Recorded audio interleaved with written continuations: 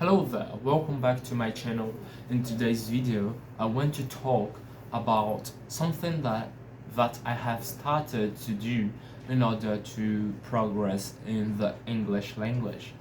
As you guys probably know, I'm studying English, I'm a Brazilian student, and I want to share what I have done. I started today, and I hope I will keep going with it and maybe start to get better.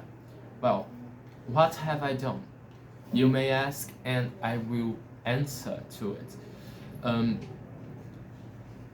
I was feeling I was perceiving some um, problems in my learning methods because although I understand English quite well and in several different accents and even in fast communication, somehow I'm not saying that I understand completely all types of English in any kind of form because I think that's impossible even for a native. But I have some reasonable level of comprehension in both listen and reading, although I feel more comfortable with the listen process. But then I was just using comprehensible inputs in order to improve and recording videos uh, and writing some things. But I want to get more intentional and structured, and to do that, I will say that I've started to use chunking, chunking mine, how they say it. Well, I want to start to study and practice speaking more intentionally and structurally, but I'm thinking of it, and also I'm thinking on how I should approach my writing more systematically. But I am also trying to learn grammar and vocabulary to a better level. Now I started to use chunking mine. I have I have used already some flashcards and some methods before, but I haven't used chunking mine as it's supposed to be used. I have sometimes used one-to-one flashcards. They are not very recommended because you will not associate concepts. I mean, you will associate words through concepts, but these words sometimes guide you to the wrong way.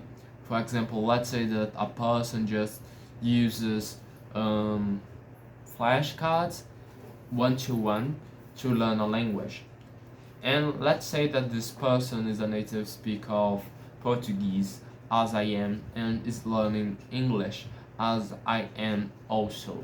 So let's say that the person learns the word um, picture, that could be translated as quadro in some situations. Quadro is a Portuguese word that means roughly the same thing as picture.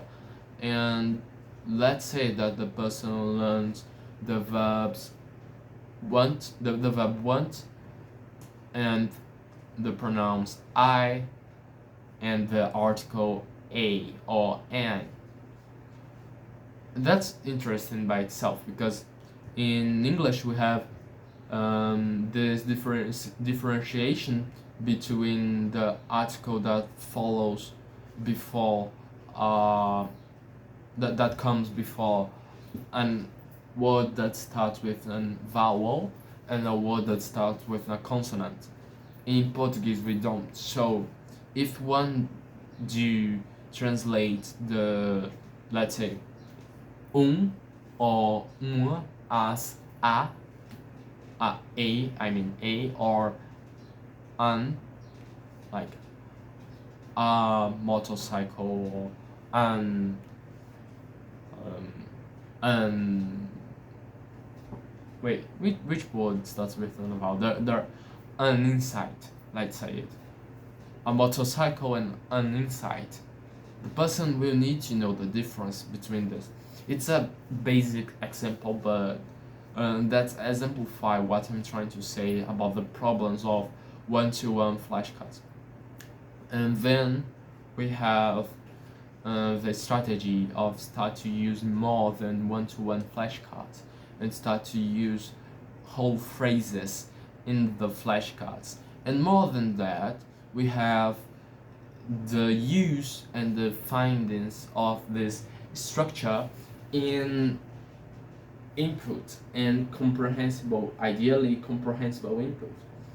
So you consume the language, and when you need something, I mean, you consume the language and you don't understand some phrase or a specific word, you take the whole phrase and separate it, note it down, and later you can review that phrase, look for the words that you don't know or the construction that you are unfamiliar with, and you can study it either by grammar books, dictionaries to words that you don't know, and even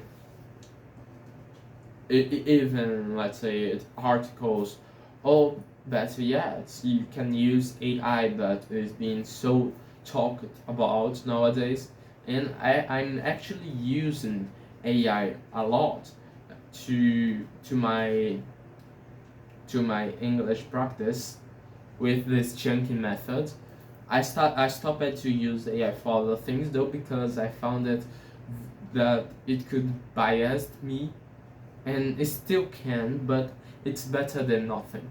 So you need to find words and phrases that you are unfamiliar with, and then try to understand it, because this process of don't understanding and make an effort to understand it will move you to another level of English. And that's what I'm believing when I say that I started to use the chunking method, because I'm starting to go through it and go to it and trying to improve my English. And my main goal is to improve my vocabulary and also my grammar as well. I've separated some words here that I found either reading or listening to something, and more than that, words that I have seen that aren't very structured in my thinking when I speak or write. Let's say I have the word here, the word contempt, and I've realized that I know this word for Portuguese, the Portuguese related words for contempt, obviously, but I had not I couldn't say that I knew this word before. So when I learned contempt, I was trying to write contempt without knowing it. There is some related word like disdain or scorn. I've noted down here, and I didn't know any of those. So this was a gap in my vocabulary that I found it, and I'm trying to make it right properly, to fix it up. So another thing that it is quite interesting to use chunking methods is because English has many phrasal verbs. In Portuguese, you do not have as many phrasal verbs as English. You do not have it at all. And I think I will try to know some phrasal verbs more. I have here some books that I'm willing to use it, starting with whoops. Alice in Wonderland. I've read this book already, but I will reread instead of reread it extensively. I will try to read it intensively, try to see structures and words that I don't know. And if I found the word interesting, I will put it on my flashcards so I can practice it uh, some with some consistency. I am willing to start to learn grammar through grammar books more systematically because I have spoken about this before. People talks a lot sometimes about how you should not approach grammar in a traditional way. I understand the point in some sense because grammar should not be something that you use to talk. You can use grammar to talk and you can use grammar patterns and the recognition of patterns in the language to talk. The one who knows grammar will know to talk more proficiently. I truly believe that. But grammar primarily is a source of how to write well. I think, as many do, that grammar should be primarily focused on writing instead of speaking. If your goal is speaking only, I don't find it grammar necessarily that interesting unless you have some passion about it or you want to master it properly. In my case, I want also to be a great writer or at least a reasonable writer in English, and to do that, in order to do that, I want and I have to, in some degree, to learn grammar. And I'm just having fun. I study English because I like it. I'm not studying English because any external priority necessarily or any external obligation. I'm doing that because I really find it quite interesting. The same applies for my French, and in which I'm studying or at least practicing daily. As for my English, I think I've reached a place that I will organize it more, and in the sense of try to schedule more my time and maybe structure more how I approach.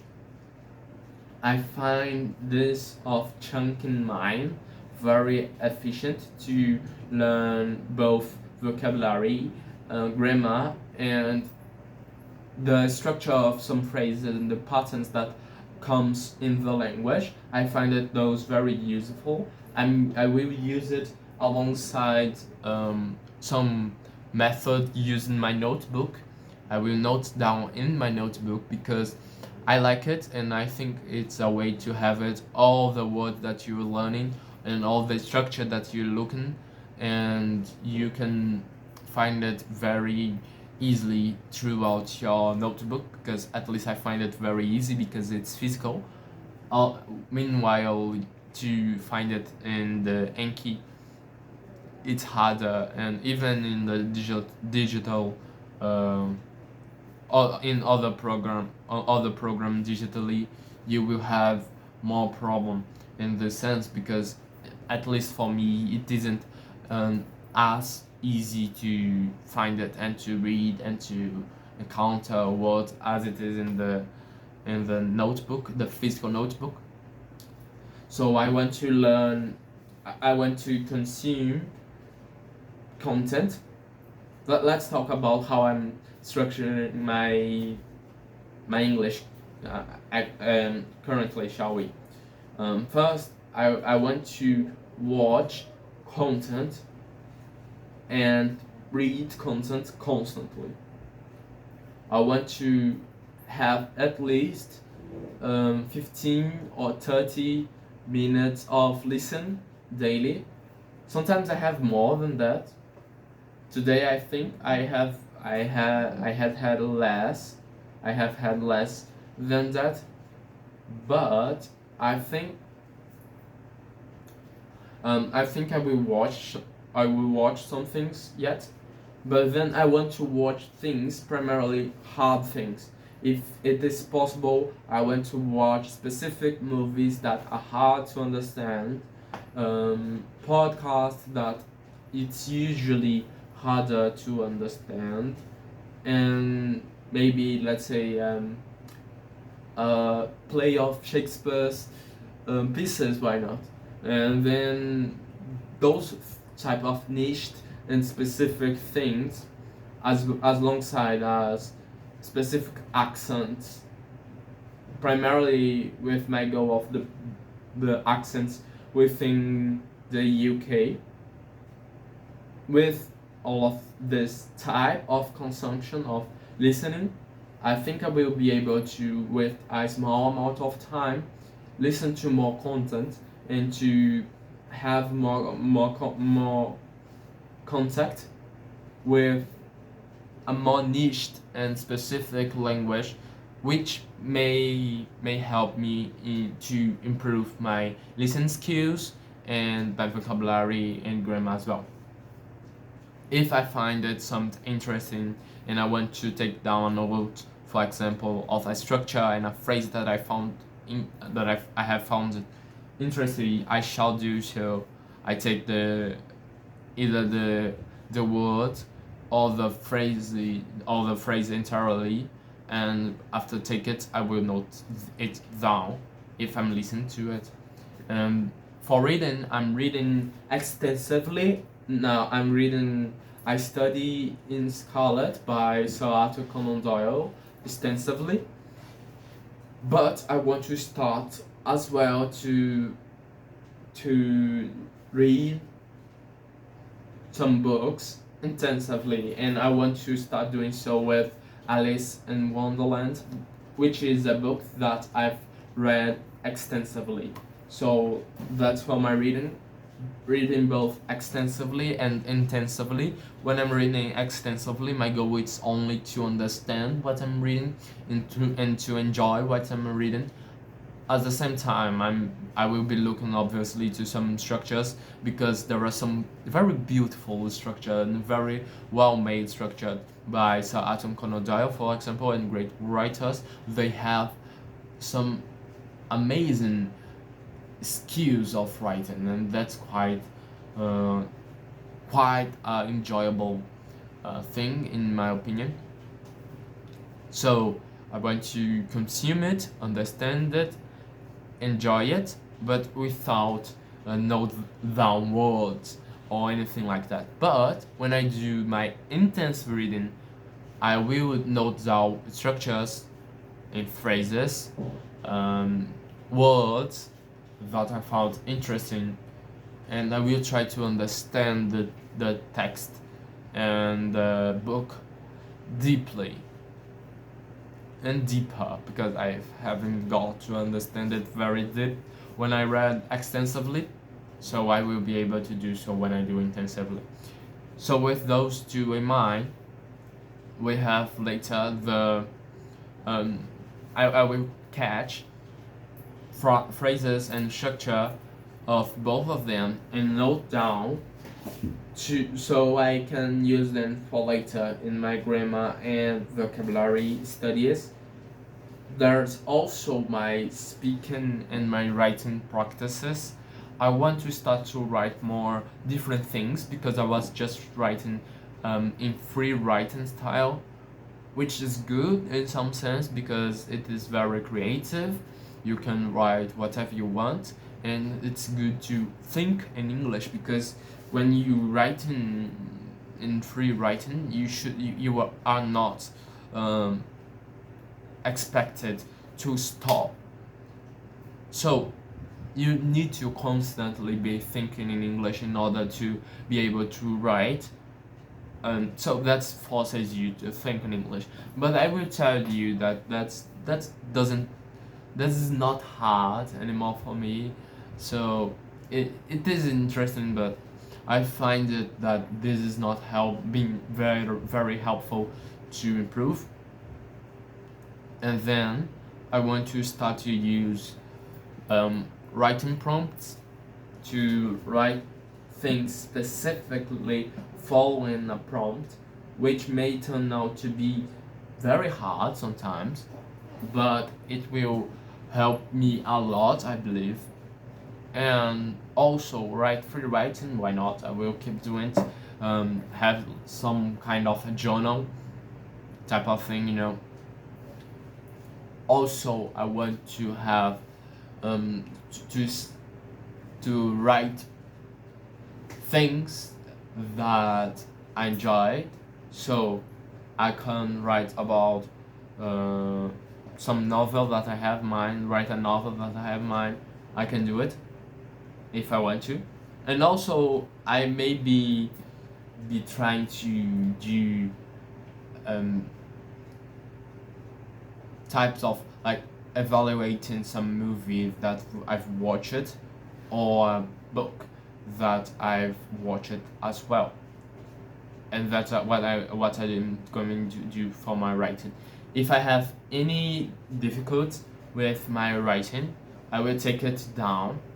I will see where my difficult is, and if it is word or phrasal verb that I don't know, I just know the meaning of it in my mind, and I maybe knowing the Portuguese version of it, but I can't actually say what I mean in English. So when this happens, or it is quite strange what I'm saying, I can't take it and look in the internet trying to find how I say what I want to say. I think you guys understand. And then with that, I take these phrases and note them down in my notebook, and later I will be looking towards to the vocabulary and grammar. And the other thing is my speaking. I want to keep practicing speaking as I'm doing now, trying to describe some things as I'm doing, try to talk with you guys as I'm doing. I think I found it very helpful for my speaking. Yesterday I was feeling that my speaking was not that great. Today I have had I have no idea. I made a lot of mistakes here. I have made a lot of mistakes here. You guys can probably see it. Pronunciation, accent, all of those I've mistaken here today. But I feel more confident when I'm talking today than yesterday. More than yesterday. And maybe it is because I'm doing that constantly and I'm starting to get used with it. I will try to keep recording, talk about many topics as much as I have in mind, and also trying to find my mistakes later.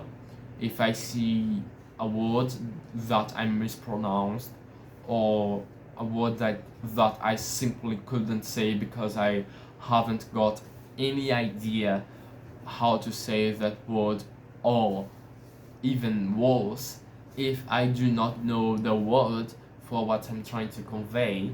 So I will take it and try to search it for it and note it down in my notebook as well. And also for my speaking, I want to do shadowing and other things. I think shadowing will be the thing that I will do the most, because I think that for now I'm not ready to start to do anything crazy for my pronunciation or an accent. I think that I will just trust the shadowing technique as well.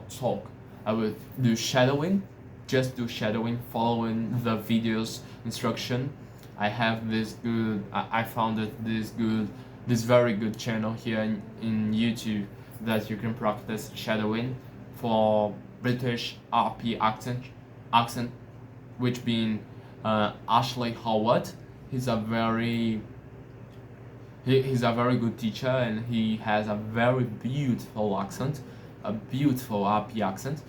And in his channel, he does read out loud passages of literature, and one can simply go there and watch it and do shadowing with him.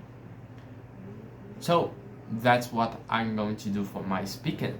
Record videos here and also go there on and do shadowing practice daily.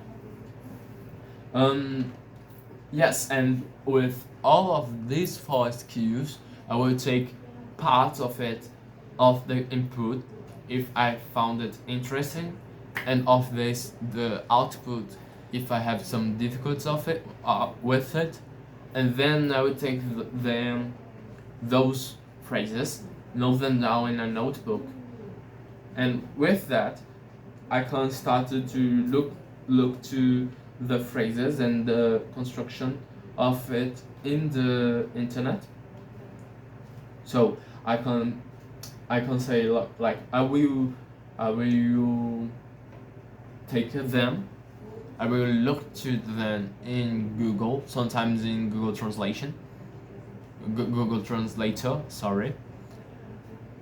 We will be looking forward to understand how it is spoken in English and how it is used, and then the nuances of it. For vocabulary, I will use a dictionary, probably the Cambridge one, because I found the most useful one, at least in the contact that I have had with other dictionaries. And with that, I will be able to create this study method, and in which I studied how the phrases are structured, and I will be studying vocabulary as well, grammar and patterns all together, and using it and practicing it later. And then when I've practiced it and studied it a lot, I will put them on Anki so I can use them. I can practice them more, with the spaced repetition system. And with that, I think I've finished to talk about my current study plan that I've just think of it, and I've spoken what I want to say about my my beginning on the journey of chunking mining. I hope you guys are doing great and keep doing great. I hope you guys find this video interesting, and I will leave it here. See you guys probably tomorrow, I'm not sure, but later, surely. See you guys soon. Bye.